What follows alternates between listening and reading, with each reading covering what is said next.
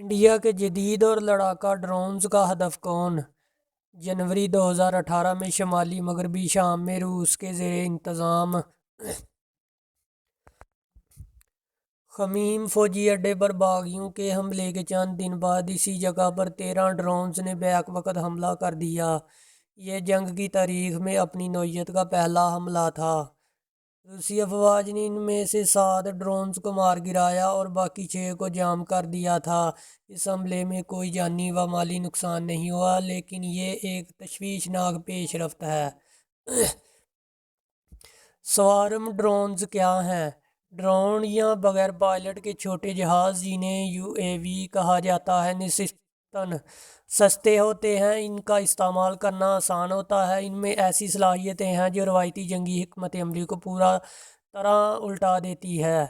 اگرچہ خمیم air base پر حملے کے لیے استعمال کیے گئے ڈرون ڈیزائن کے اعتبار سے بنیادی قسم کے تھے، لیکن وہ جنگ کے ایک ایسے مستقبل کی علامت تھے جس میں ایک سے زیادہ ڈرون ایک دوسرے کے ساتھ تعاون اور اہنگی میں ہدف پر حملہ کرتے ہیں۔ دفاعی زبان میں اسی طرح کے ڈرونز یا UAV کو سوارم ڈرون کہا جاتا ہے، جس میں ڈرونز کا ایک گروہ جس میں 10 یا 100 یا 1000 سے زیادہ ڈرونز ایک ساتھ پرواز کرتے ہوئے ہدف کو نشانہ بناتے ہیں۔ اس میں ہر ڈرون آزادانہ طور پر کام کرنے کے ساتھ ساتھ گروہ کے باقی ڈرونز کے ساتھ اسی طرح سے اہنگی کے ساتھ ہوتے ہیں، اور ہر لمحے انسانی آپریٹر کی مداخلت کے بغیر یہ اپنا کام مؤثر طریقے سے انجام دیتے ہیں۔ انڈیا مستقبل کی دفاعی صلاحیت کے لیے کس کوشش میں ہے؟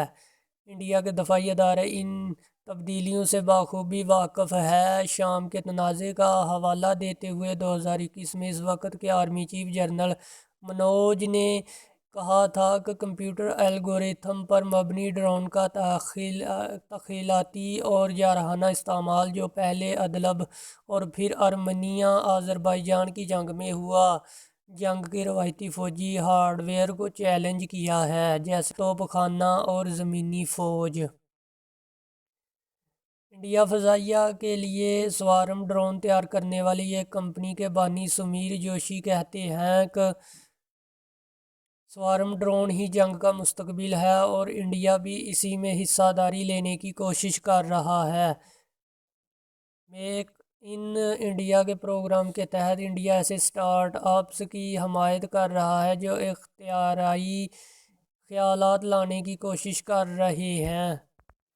ان کوششوں کے تحت انڈیا نے 2018 میں ایک ڈرون اسٹارٹ اپ ایوارڈ شروع کیا، جسے پہلی بار سمیر جوشی کی کمپنی نیوز اسپیس نے جیتا تھا۔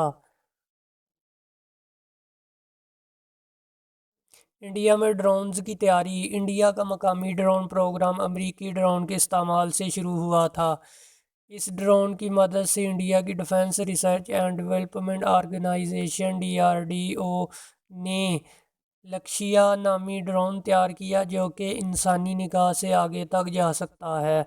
اس کے بعد DRDO نے نشانت اور گگن جیسے کئی شارٹ رینج ڈرون تیار کیے، جس میں ہائی ریزولیوشن 3D تصاویریں بنانے کی صلاحیت ہے۔ اسی طرح رستم 2 خود بخود لینڈنگ کی صلاحیت رکھتا ہے اور یہ نگرانی اور جاسوسی کے لیے بہترین ڈرون ہے۔ تاہم انڈیا نے سب سے زیادہ اسرائیل سے ڈرون درآمد کیے ہیں، بلکہ انڈیا نے پہلی مرتبہ اسرائیل سے ہی 1998 میں ڈرون برآمد کیا تھا۔ Federation of Indian chambers of commerce and industry کے مطابق انڈیا میں ڈرون کی پیداوار کی صلاحیت 2025 تک 4.2 ارب ڈالر تک ہو جائے گی۔ سن 2030 تک یہ حجم 3 ارب ڈالر تک پہنچ جائے گا۔ انڈیا 2030 تک ڈرونز تیار کرنے کا مرکز بننا چاہتا ہے۔ انڈیا کی ڈرونز کی صلاحیت، چاہے وہ مقامی سطح پر تیار ہوں یا درآمد کیے گئے ہوں، بنیادی طور پر کم اور درمیانی اونچائی تک جانے والے ڈرونز تک محدود ہیں۔ بلندی پر پرواز کرنے کی صلاحیت والے جدید ڈرونز کے لیے انڈیا کو دوسرے ممالک پر انحصار کرنا پڑتا ہے، حالیہ امریکی دورے کے دوران وزیر اعظم نریندر مودی نے 31 پریڈیٹر ڈرونز کے لیے ایک معاہدے پر دستخط کیے ہیں۔ انڈیا اور اس کے پڑوسی ممالک چین اور پاکستان کے ساتھ انڈیا کے تعلقات کشیدہ رہتے ہیں، لیکن اگر چین کی صلاحیتوں کی بات کریں تو اس سے اپنے مقامی ڈرون سسٹم تیار کر لیا ہے۔